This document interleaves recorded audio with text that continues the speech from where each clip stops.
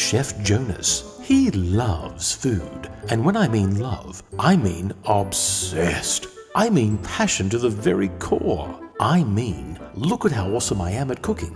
Dance like no one's watching. Obsessed. For Jonas, being a chef is more than just cooking. It is pure l'amour, personified. He puts in experience, mind and heart in every dish he creates, followed by hearty servings of chest bumping. But at the end of the day, Jonas is all about creating food that makes people happy.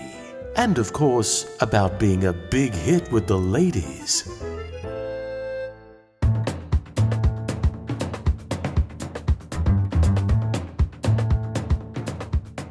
Now I'm gonna show you some tricks of the trade so you can cook like a pro at home.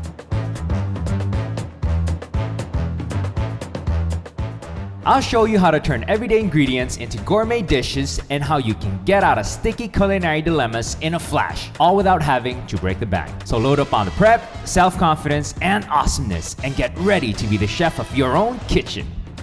All this and more on Chef Next Door with Jonas Ng. Ever had one of those days where you just can't be bothered to cook? Like, you want one of your favorite meals, but you just end up calling for delivery or eating straight out of the can? Admit it, single people, it happens a lot. I admit myself to having some of these kitchen hacks. Because when you're single, it's easy to fall into the instant food trap. But don't deny yourself the pleasure of good food. You deserve decent, good, hot food, and a lot of it. So let me introduce you to the wonderful, life-saving world of batch cooking. Cooking for oneself, or what I like to call convenience cooking for singles, is all about cooking in big batches, then portioning them out in single servings, putting them in the freezer, and then just reheating them when you need it. So it's important to make dishes that actually taste better when they're reheated. Enter my mom's famous braised pork belly with salted fish. Slow cooked perfection. Your freezer's gonna get hot, hot, hot today. Bicol Express actually develops even more flavor the more you reheat it. And for a very quick and delicious sugar hit, let me share with you my favorite Bananas Foster recipe. Part of grocery success is making sure that you maximize your trips to your supermarket. That's why I always have my grocery list well prepared before I come in here. And to make it more efficient, I try to make sure I start with my dry goods and finish last with my temperature sensitive and perishables. Dried fish is a chef's favorite weapon in the pantry. It offers a lot of flavor and it doesn't have to be kept in refrigerators. Sometimes I keep mine in the freezer to keep it more flavorful. Now, just make sure what you're getting is fresh. Same as fish, if it smells heavily of ammonia, like pee, or if you see molds, no good. One of the favorite proteins I like as a chef is pork, and one of my favorite cuts is pork belly. Why? It's a beautiful mix of fat and lean meat. Country style is just a fancy way of saying boneless liempo. Thank you. Just make sure you smell it for freshness. And besides, this is what bacon is made of. So, when I first moved out and lived on my own, I found it such a hassle to cook for myself, given all the chores, all the things I had to do, cleaning, laundry, bills to pay. Cooking for one was such a hassle. That's why I decided then and there that if I was gonna cook for myself, might as well cook in batches and cook in such a way that the dishes would turn out better when they were reheated. And that's why I decided to do dishes that were braised. And that means searing and then cooking on a low heat in liquid for a long time. Those things taste better the more you reheat them. And then I separate them into batches. I'm not gonna do big batches, but I'm gonna do enough so that I don't get sick of it and just reheat it when I need it. I'm featuring today 2 dishes involving both pork belly and salted seafood. 2 of my favorite combinations. Now, I know it doesn't make sense in your head, but trust me, when you taste it, it's gonna be amazing. The first dish I'm gonna prepare involves braised pork belly with salted fish. Now, this fish locally is known as labahita. I'm not 100% sure about the translation. But since it's super salty, I'm going to need to soak it in water a few times to reduce the saltiness and also to make sure it's a little bit cleaner. In the meantime,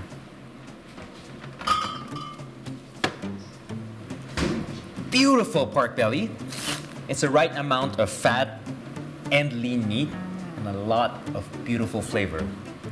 I've been preheating my heavy bottom analon sauce pot, and it's important because you're gonna cook it for a long time. Tiny bit of oil because the pork already has a lot of oil. So the ingredients of this recipe are very simple.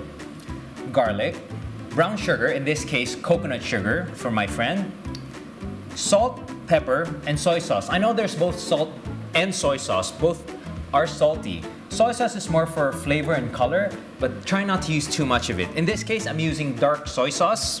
Now, I just want to sear it, and when I say sear, I want to cook it at a high heat for a few minutes, seal in the flavor, create some nice caramelization on the surface. And that's a nice sound right there. Now, and while that's searing, let me show you a little chef's hack that I learned from a few Vietnamese chefs when I was there. When I found that it was difficult to separate the bulbs into cloves, and they love garlic, and I love garlic. It's not very technical, just use your weight. And there you go. Set those aside. Check out our pork. It's getting there. Now, garlic, sugar, and soy sauce. There are 3 ingredients in the Chinese pantry and in most Asian pantries that work really well together because there are a lot of sugars, but they're different sugars. There's sugars in the garlic, there's sugars in the soy sauce, and cocoa sugar, or brown sugar, or muscovado sugar. They all create a beautiful flavor profile that go well with pork. And then there's a saltiness from the salted fish that just creates a beautiful flavor profile. The people coming to Hotpot keep telling me, please do not take this off the menu. And surprisingly, it's one of those things that you can't really order in most restaurants. It's actually a heritage recipe passed down from my mom. People ask me, what kind of salted fish do you use? And I say, for this kind of dish, I normally use a firm-fleshed fish. It depends. I normally use labahita for this recipe, but I've also used grouper, or lapu-lapu as it's locally known. I've used different kinds of fish. As long as it's nicely textured and it has a nice salted fish flavor.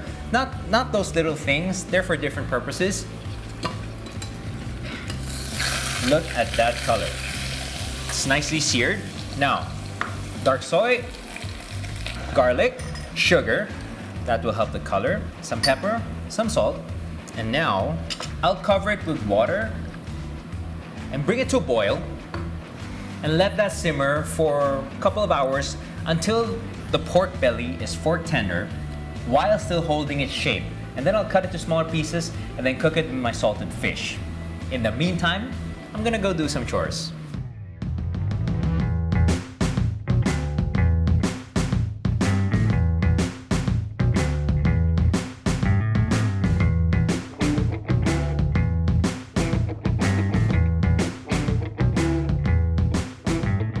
So it's been an hour and a half. The perfect time for braising, the time where I use, is a nice little movie.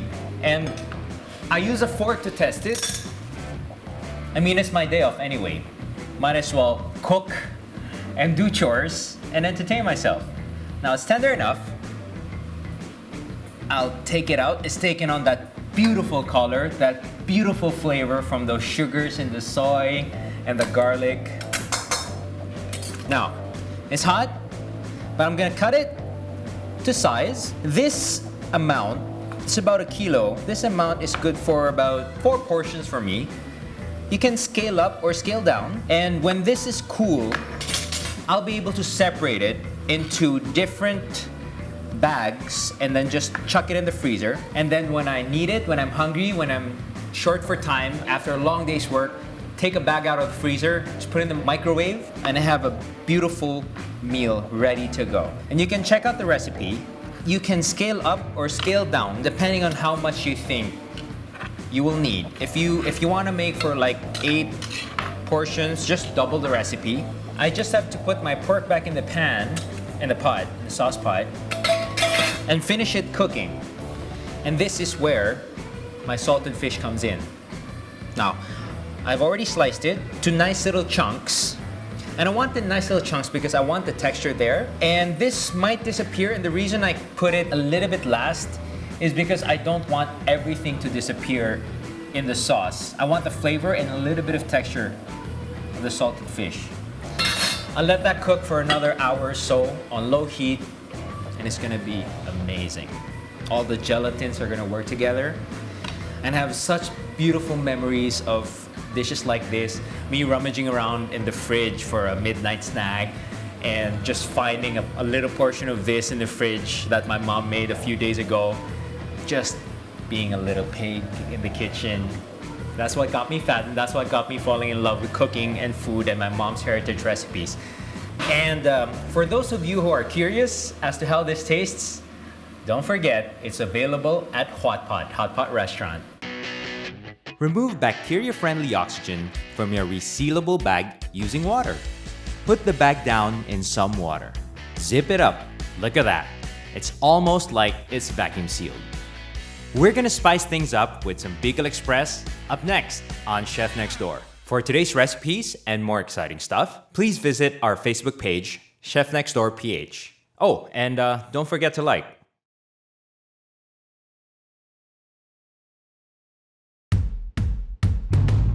So while my braised pork belly is cooking, let me show you my favorite spicy recipe, Bicol Express. Up next is one of the dishes that I absolutely missed when I was living abroad. Bicol Express. Bicol is one of those regions where they have a lot of coconut, a lot of chilies, and they love their pork. The reason I missed it when I was abroad is because it was so expensive just to cook something simple like that, because things like bagoong, things like chilies, which grow in tropical countries, and ginger, quite expensive. And speaking of ginger, let me show you a little chef's hack that I learned on how to peel ginger without wasting a lot of ginger with a spoon. This way, you're not taking out a lot of ginger, and you're just taking out the skin. And I learned this in Canada because ginger there was so expensive that I did not want to waste any ginger at all. Thank you, Tina Fineza. You are an angel.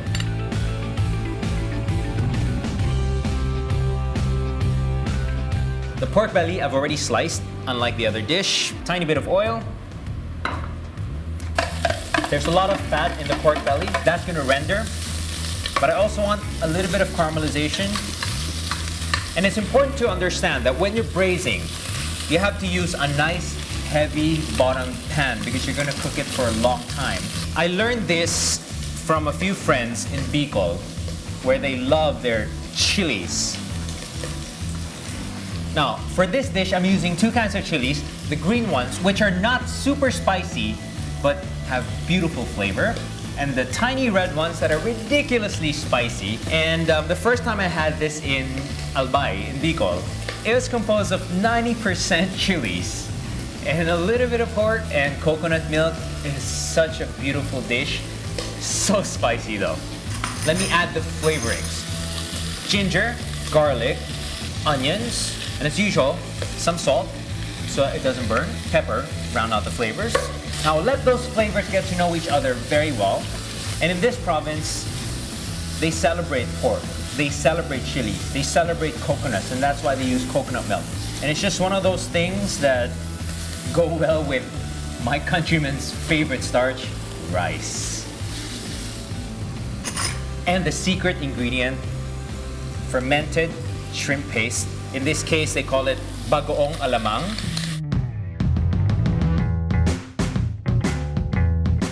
The best thing about this dish, the chilies. But because this is just me, I like it spicy. I always have coconut milk in my pantry. It'll just bring everything together.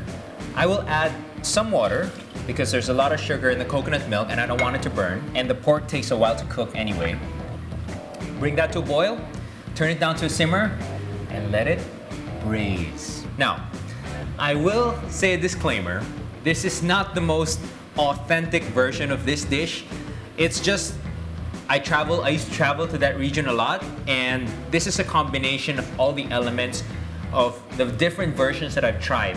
And I just combine it into something that I personally like. So Bicolanos, don't hate on me. Not just yet. Not until you've tried this personally. I'll let that go for, I'd say, another hour until everything just gets to know each other. The pork is tender, the chilies are beautifully sweet. It's just about finished. The pork is tender, everything is working. And the most important part, the taste. Woo! That is spicy. Just the way I like it. Like I said, the best ones have the most chilies. And my friends always ask me, as I used to cook in a Thai restaurant, how do you combat the spiciness? How do you combat the capsaicin? That's the oils, especially located in the seeds of these chilies. How do you combat the capsaicin? It coats your tongue, it coats your throat, it coats your mouth. And the answer is sugar, more specifically lactose. And those are found in dairy products like yogurt, ice cream, and milk. If you don't have those, you can always work with other sugars, sucrose like table sugar or fructose, fruits, or even in some cases rice, which actually has a lot of sugar. In Thailand, when they serve spicy type of papaya salad, they actually serve it with sticky rice to combat the spiciness. So learn that as a tip from your chef next door. In the meantime, I'm gonna take some for myself, and then the rest I'm gonna cool down and portion in separate bags, lock it in the freezer, and then heat it whenever I need it. Does your food take forever to cool down? Let science do some of the work. Combine some salt and water and plenty of ice. Place the bags in the cold water carefully and watch the temperature drop fast. Cool. Up next, and to cap things off, my favorite steakhouse a-la-minute dessert, Bananas Foster, only here on Chef Next Door. For today's recipes and more exciting stuff, please visit our Facebook page, Chef Next Door PH. Oh, and don't forget to like.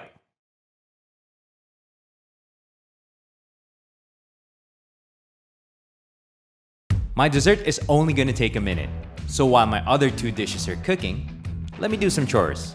Now, for dessert, I'm gonna show you a quick dessert that is restaurant quality. It's actually served in a lot of high-end places like steakhouses, and it's a show thing. It's a beautiful dessert featuring one of my favorite fruits ever. Because I'm in a tropical country, bananas are available all year round. In this case, Cavendish bananas, which are great exported from my country into a lot of different countries. The great thing about bananas is the potassium inside of them. They actually combat a lot of toxins in the body. It's really good for your health. If it's good enough for King Kong, it's good enough for me. Slice thinly.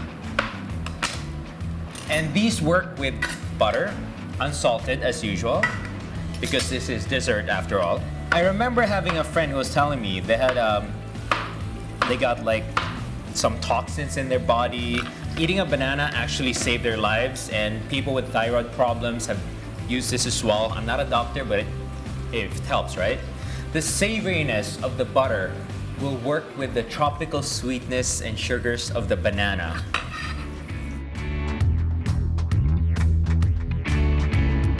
I'm gonna use an ingredient that is relatively new to the market, but to me is an amazing, amazing product of my country. It's called cocoa sugar. It's sugar from coconut sap. And in this case, it's the caramely beautiful flavors of this sugar that I absolutely love. Why? Not only does it have a lot of flavor, it has a really low glycemic index, which makes it good for people who have high blood sugar. Now, all I need to do is get these sugars caramelized on both the bananas and the cocoa sugar. And this is gonna be one of those really simple, really quick, restaurant quality desserts that you can do at home with minimal amount of ingredients, minimal amount of effort, and minimal amount of time. And of course, because it's me, rum. Rum goes beautiful with tropical fruits. And my favorite part, the flambe. Now, when you're flambeing, I urge you to be careful. And for those who have tried it already and failed, just remember, you can't flambe it unless it's at least 40% alcohol by volume. That means these hard liquors like rum, like tequila, like whiskey, they will flambe. Wine, not so much. 3-4 ingredients, less than 2 minutes. Come on. All it needs, because it's hot, ice cream. Doesn't matter what flavor you want, as long as it's good. And I usually put my ice cream scoop in hot water to make it easier to scoop my ice cream. Another chef hack, right? And there you go, restaurant quality dessert at your table.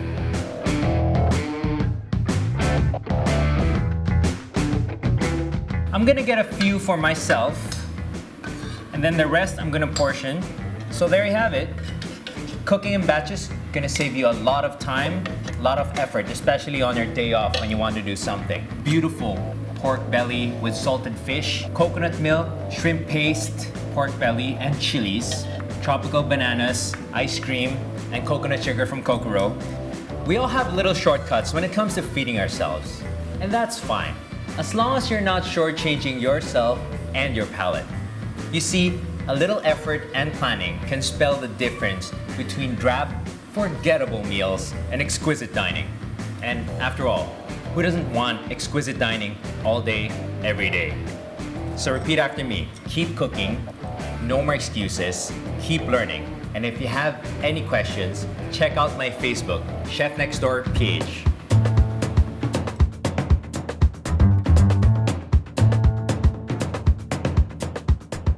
Rolling. Take 5. When you live alone, it's easy to fall into the trap. But don't deny yourself the pleasure of good food. You deserve hot, decent meals every day and lots of it.